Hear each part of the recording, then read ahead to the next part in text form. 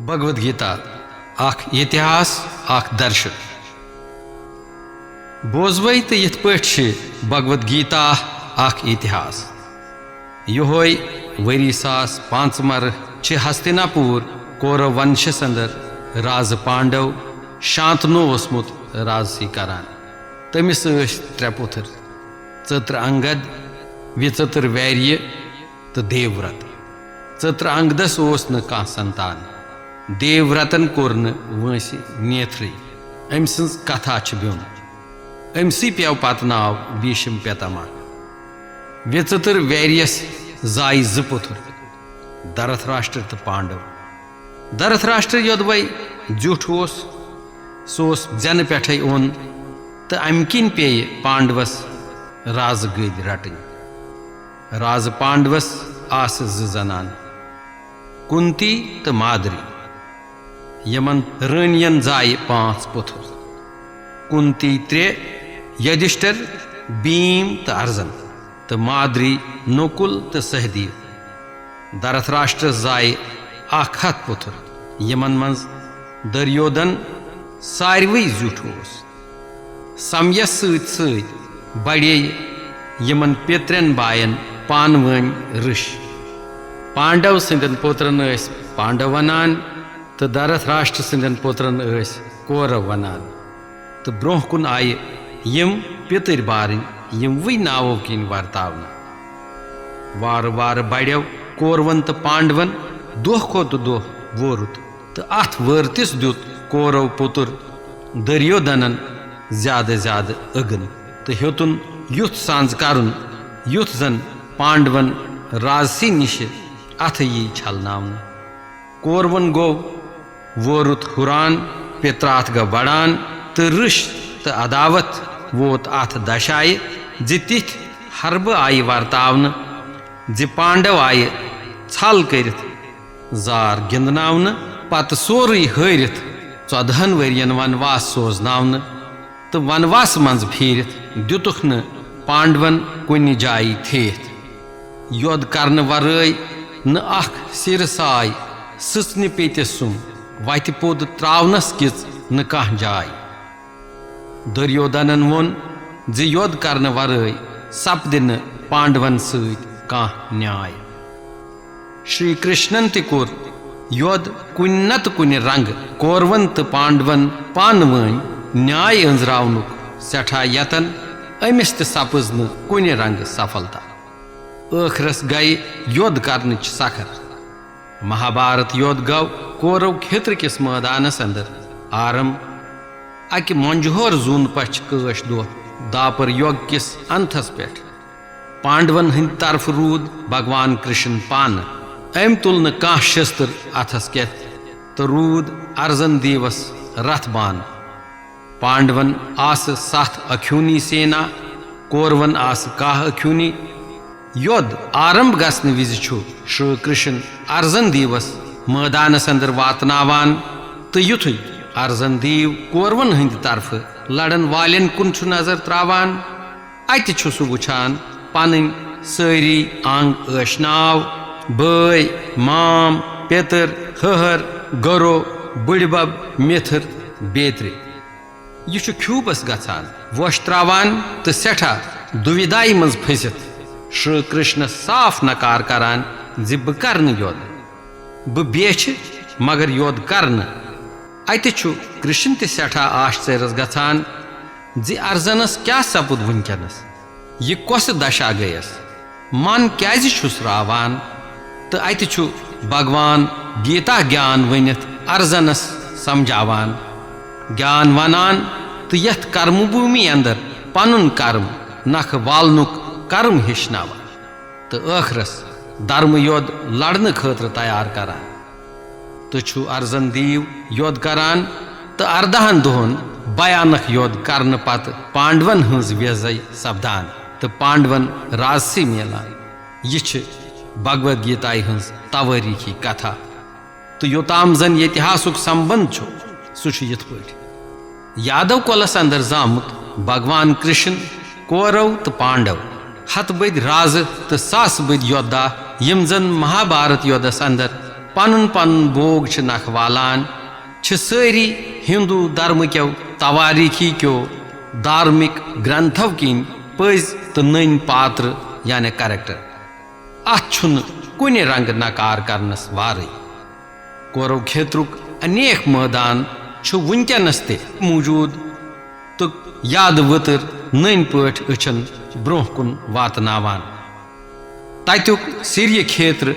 ये आजकल तह शान करने खतर करोर बद श्रद्धावान प्रथ वरिय और यथ पापन नाश करने तो पोन जेन किन पानस भागवान जानान यह सोरे आज तस ब्रोट कन प्रकटान यह सोरे इतिहास वन वुचो भगवद गीता हुंद दार्शनिक पहलू सारी भगवद गीता भगवान कृष्ण तो अर्जन देवन प्रश्न वतर यह यमन दोन हुंद संवाद येतनस वन ज्यादा जान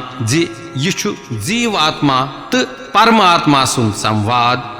अर्जन जीवात्मा तो भगवान कृष्ण परमात्मा तो यह संसार अख बोड़ बार योद क्षेत्र यथ गीताई मज कौरव क्षेत्र नाव कौरव क्षेत्रस धर्म क्षेत्र ते वन आमुत यह क्या धर्म क्षेत्र येतनस धर्म फर्ज तो कर्तव्य ति ड्यूटी हंदिस अर्थस अंदर वर्तावन आमुत नत धर्मस कत्या अर्थ यह जगत अकिस जीव आत्मा सिंद बापत कर्म क्षेत्र यानी कर्म कर्नुक मैदान धर्म क्षेत्र पनुन कर्तव्य नख वालनुक क्षेत्र तो सारवी खोत युस योद लगान सह यथ जीठिस संसार किस मैदानस अंदर कौरवन तो पांडवन पानवन यम अकी गंड मज द्रामत लिंग पितर बारन नाम तो माज अख रुत तो जान ब्याख बद तो नाकार अख धर्मवान ब्याख अधर्मी अख पोनवान तो ब्याख पैपी अख नेक कार करन वोल तो ब्याख बदकार अख सतस पे तो ब्याख असतस पे अख देवता रूप तो ब्याख असुर वरुण तो महाभारत पढ़ित यह टाकार पठ नानान जि कौरव असतस पे तो पांडव सतस पे कौरवन सारी कोकर्म तो पांडव स्वकर्मी यह योद लोग यमन दोन वर्णन तो पोतुस सपदे सतच व्यजय यथ पठ अकिस जीवस गुणन तो अगुणन जानस तो नाकारस धर्मस तो अधर्मस स्वकर्मस तो कोकर्मस रात दोह योद चलान रोजान अथ दुविधाई मज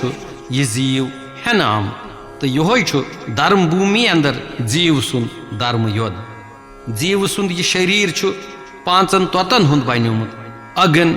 वायु पृथ्वी जल तो आकाश यमो पांचों तोतों सू जीव सुंद यह पेंट बनोमुत अथ पांच कर्म इंद्रिय तो पांच ज्ञान इंद्रिय पकनावान तो यमन इंद्रियन सू मन बुद्धि तो अहंकार रलित 18 तोत बनान यमय 18 अंग जीवस जीवुत दिथ कर्म भूमि अंदर पनुन धर्म पालन तो कर्तव्य पालन करनस योग्य बनवित परमात्मा जान करनावान अत बस अख कथ प्रथ विज चेतस थवन जे कुस कर्म करित तो कुस धर्म पालित हेकि यह जीव आत्मा परमात्मा एकाकार सपदित यही भगवद गीताई मज भगवान कृष्ण अर्जन देवस वपदेश करान 18 दुहन अंदर 18 अख्योनी सेनाई विनाशस करित सतच व्यजय सपदान तो यह यमी कर्म भूमि हुंद व्यस्तार वन भगवान कृष्ण सुन रथबान बनन तो अर्जन देवन अथ रथस खसन अथ रथस 4 छेत सफेद शीन हिव गुर लमान यमन गुरन हज लाकम भगवान कृष्णस अर्जन देव रथस गोडनथ ब्रोह कन बिहित योद करने ब्रोठे पन सारी वुचित वदसी गछान ख्यूबस अंदर फटान तो वतलान तो नकार करन पत रथस पत किन बिहान यथ रथस पे यह जीव दारी खसित तथ परमात्मा भगवान चलावन वोल तो लाकम तमसी अथ जीवस अथ न कह ये यथ रथस चोर सफेद गुर लमान तिम चोर धर्म अर्थ काम मुखी नाविक पदार्थ निर्मल तो सुंदर चोर गुर तो यम पदार्थ कापि अन्य प्राप्त करने जीवधारी सुन अभिप्राय आसान तो योताम न ये जीवाधारी यथ कर्म भूमिका अंदर पूर पठ वसान सह हेकान यमन चौन पदार्थन हुन अर्थ जानित या बल जानित या हज तुलित योताम न जीवस यह पूर पठ गतारत सपदान जि मे कमन सोत कर सह तोताम अथ रथस ब्रोह कन बिहित हज तुलान तो युथु अमिस यह बोजन जि मे पन्नसै पानस सत लड़ुन पन्नसै माजस तो नमस सत लड़ुन सह ब्रोह कन वथित गछान तो अथ रथस पे पत कन बिहान तो योताम पोज वपदीश लबान तोताम योद कर योताम नमिस पोज ज्ञान वपदान तोताम कर्म भूमिका अंदर वोट लयित धर्म योद करान तो पोज ज्ञान लबुन तो सतबोध प्राप्त करन गोडनुक पो परमात्थ हेर खसनुक तो परमात्मा सिंदिस पीठस पे वातनुक थद खोत थोद सथान लबनुक तो यह वत गीता हावान तो यह धर्म अधर्म योद दोह रात अंद्र लगित सारे इंद्रिय पन पन कार अच्छन पट करान नख वालान तो जीवस सतस तो असतस धर्मस तो अधर्मस कुन लागान तो सनातन धर्म दारनाई किन जन्म जन्मांतरन कर्म करन पत मनुष्य जन्म लबित कर्म योग राज योग ज्ञान योग तो भक्ति योग कह वत रटित परमात्मा सत मिलान बड़िस प्रकाशस सत यह लकुट प्रकाश मिलान लाय तो लीन गछान यह भगवद गीता हुंद दोयम दार्शनिक आदर्श।